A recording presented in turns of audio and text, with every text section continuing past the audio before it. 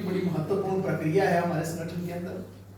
मैं उम्मीद करूंगा कि जब यहाँ रिपोर्ट भी रखी जाएगी आपके महासचिव के द्वारा, तो आप उस पर खुलकर चर्चा करेंगे और अपने सुझाव देंगे।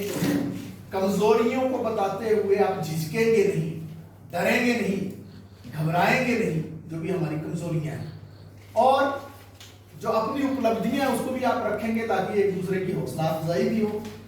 तो इन दोनों चीजों को करते हुए ही हम पूरी एक समीक्षा और मूल्यांकन कर पाएंगे अपने संगठन का, अपनी यूनियन का, और उसी के आधार पर अगले 1 साल की रणनीति बना पाएंगे। साथियों, आपकी यूनियन जब वर्ष 2016 में जब स्थापित हुई, एक बड़ी विकट परिस्थिति में उस वक्त यूनियन का निर्माण हुआ था। शिमला शहर के अंदर काफी एक घबराहट का वातावरण था, काफी यहाँ दहशत का एक वातावरण था, क्योंकि पीलिया एकदम से शहर के अंदर उसने दस्तक दे दी थी।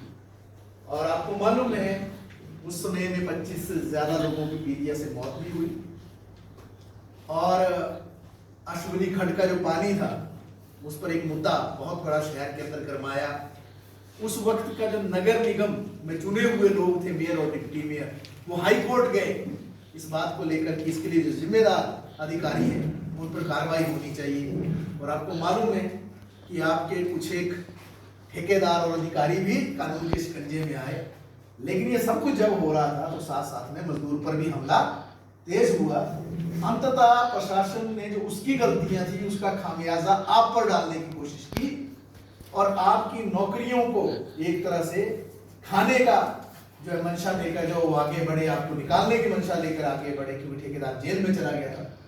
और ऐसे समय में 1 महीने से भी ज्यादा समय तक एक ऐसा संघर्ष चला जो शिमला शहर के अंदर शायद होटल यूनियन के बाद एक अनोखे तरह का संघर्ष था, जहां आपने लंबे लंबे मार्च भी किए प्लांटों की ओर, जहां आपने डीसी ऑफिस की घेरेबंदी भी की, जहां आपने यूएस क्लब में आईपीएच के दफ्तर की। आज 9 जुलाई मंगलवार STP contractor worker union Shimla का 7वां सम्मेलन समाप्त हुआ, जिसमें हमने 21 सदस्यीय कमेटी का गठन किया, और सरकार से और श्रम विभाग से हमने अपनी मांगों को पूरा करने के लिए आज रणनीति बनाई है, और जिसके तहत हम अगले 1 साल में जो भी हमारी मांगे हैं उन पर कार्य करेंगे।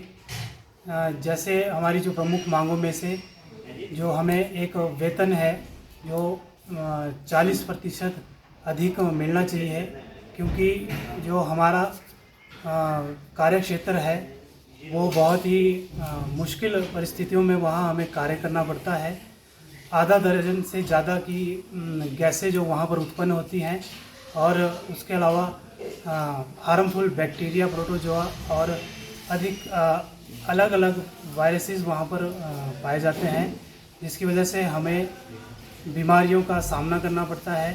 तो इसलिए हम सरकार से और श्रम विभाग से एसटीपीज़ के लिए एक अलग से शेड्यूल की डिमांड करते हैं। और इसके अलावा जो हमारे जो प्लांटों की जो हालत है वो भी बहुत दयनीय है। हमारे जो जितने भी वर्कर्स हैं उन्हें सुरक्षा उपकरणों में भी कोताही बरती जा रही है। सुरक्षा उपकरण उस तरह से नहीं मिल रहे हैं जो सरकार ने तय किए हैं। और उसके अलावा जो लोग बीच में काम छोड़कर वहाँ से चले गए थे, उनकी जगहों पर भी नए लोगों की भर्ती नहीं की जा रही है। और जो ठेकेदार है उनको खुली छूट प्रबंधन दे रहा है, जैसे कि हमारी जो मुख्य एक जो सुविधा रहती है पीने का पानी, उसकी भी सुविधा हमारे प्लांटों पर, साइटों पर सुचारू रूप से नहीं है, जिसकी हम डिमांड करते हैं कि हमारे लिए वहाँ पर एक्वा गार्ड्स की सुविधा दी जाए। और उसके अलावा आवासीय जो हमारे जिसमें हमारे वर्कर्स रहते हैं, आवासीय जो परिसर है उसकी भी हालत बहुत दयनीय है, उसको भी हम सुधार के लिए उसकी भी मांग करते हैं।